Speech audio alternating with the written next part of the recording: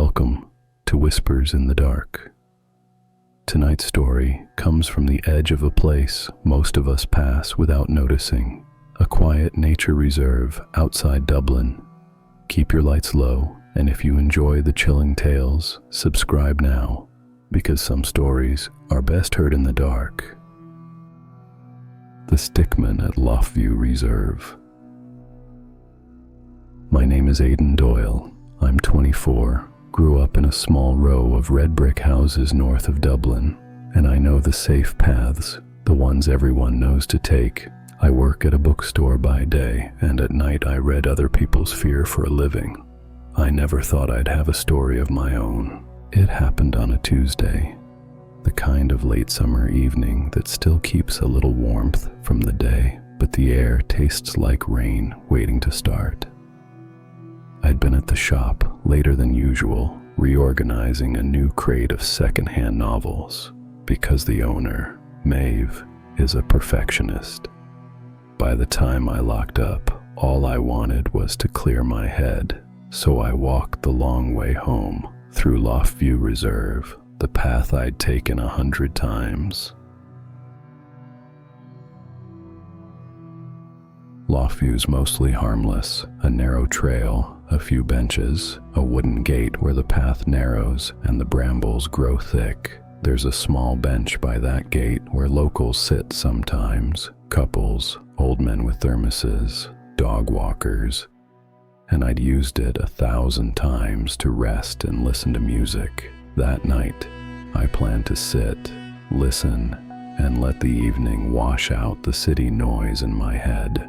I remember exactly how the bench felt under me, damp in the middle, like someone had sat there hours before and left the outline of their weight. I remember the hum of the streetlights behind me, the distant thrum of cars. And then I looked through the gate. It's hard to explain what I saw without sounding like a fool. At first it looked like a shadow, but it had proportions that didn't belong to any animal I knew. It was tall, impossibly tall, the kind of height that makes the hair at the back of your neck stand up. 7 foot, maybe more, its head just brushing the thinner branches of the saplings around it. Its body was thin, like something sketched and not quite finished. Long, straight limbs, a torso that narrowed like a twig. Imagine the stickman you draw on the back of a school notebook, only larger and somehow wrong in the way it occupied space. I froze. My legs felt like they had been buried in ice, and a tingling crawled across my skin. Not the electric thrill of excitement, but a slow, suffocating numbness that spread from my toes to the top of my head. For maybe 5, maybe 10 minutes, I couldn't move. The path smelled like damp leaves and old earth, and I could hear my breath loud in my own ears. Then, like something pulling at the base of my skull, my neck jerked away, a sharp lurch that felt external, as if someone had yanked me by the collar. Instantly, bile rose in my throat. I stumbled to my feet, hands trembling, and began to run. I don't remember the route exactly. Memory after that is a pocket of static and flashes, branches whipping my face, my shoes slipping on wet soil, the sky a smear of orange streetlights as I burst out of the trees. When I finally stopped, collapsed against the side of the road, gasping and shaking, I checked my phone because the only stone of sense left in me was routine. The bench clock said 7:00 when I had sat down. My phone read 10:02. 3 hours. 3 hours had vanished. It'd be easy to blame exhaustion, to say I had dozed off and lost time, but the physical evidence didn't fit sleep. I vomited 3 times before I could stand, and even 2 days after the walk, I had a cough that racked my ribs. I felt wrong in that way where you know something has changed inside you. Not just your sleep schedule, but your body tuned to a new, quieter terror. When I told Maeve at the shop the next morning, she shrugged and offered a practical, human response. "Stick to the lit roads, Aiden. Old reserves aren't kind after dark." But she listened, and her knuckles were white on the rim of the mug. She asked if I'd seen a person, a hunter, someone messing about. I told her no. A person would have had shape. This had suggestion. It had been made out of the suggestion of branches and bone. That evening, I couldn't stay away. Curiosity folded into the worry. I took Maeve's old camera, the clunky SLR she keeps for cover photos, and walked back to the gate. The path was familiar, smelled of the same damp leaves, yet looked different under my new apprehension. The bench sat like an accusation. I set the camera on the bench and aimed it through the gate where I'd seen the thing. I didn't want to be dramatic. I wanted proof, and proof is always anathema to fear. I left the camera on time-lapse, fingers refusing to be steady as I tapped the record. The light faded. When I returned hours later to collect the footage, my hands felt like someone else's. Watching the footage was like watching yourself from underwater. The frames were slow, patient. For the first long stretch, there was nothing but the silhouettes of the saplings, leaves trembling in a wind that the audio track didn't pick up. And then, at 2:57 a.m., something moved.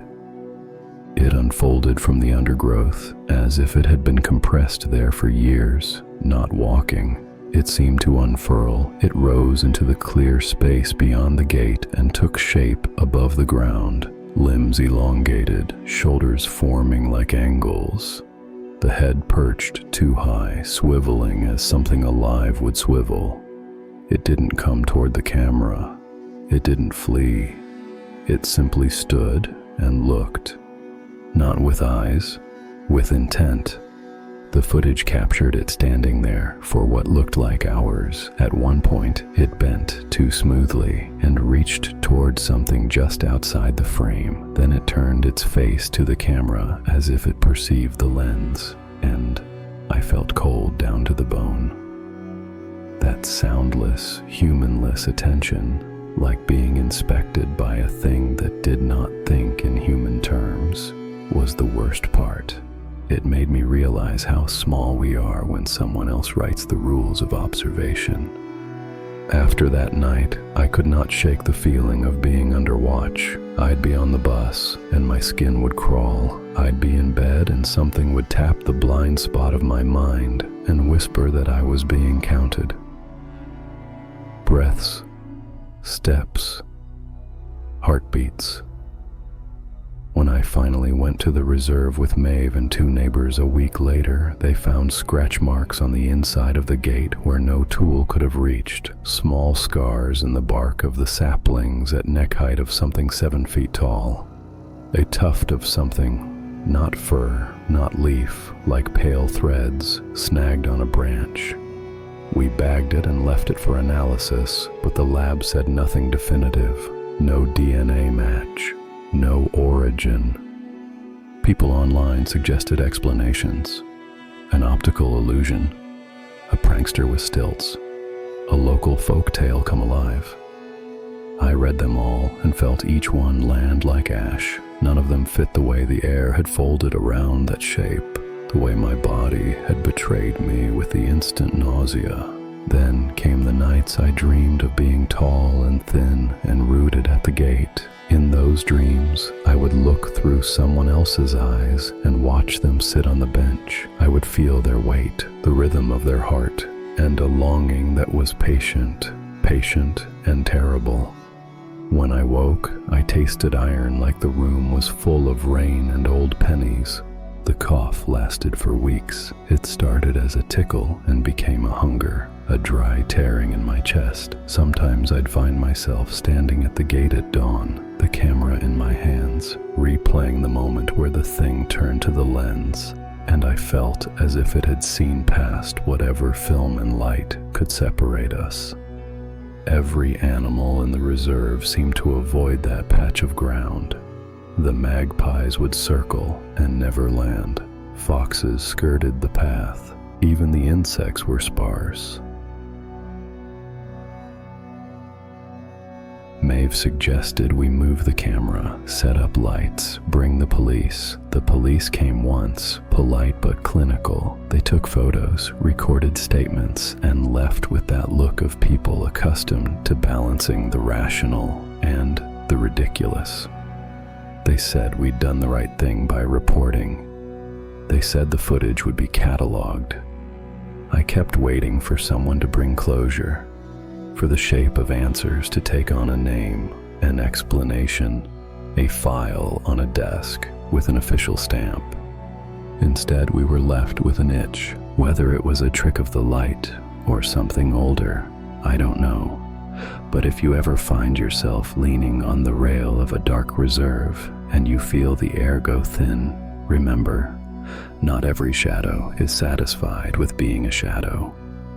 You've been listening to Whispers in the Dark. If this story unsettled you, leave a like, share your thoughts in the comments, and subscribe for more. If you have a tale from the margins of light and time, send it in. We'll listen. Until next time, keep your lights on and be careful who's counting.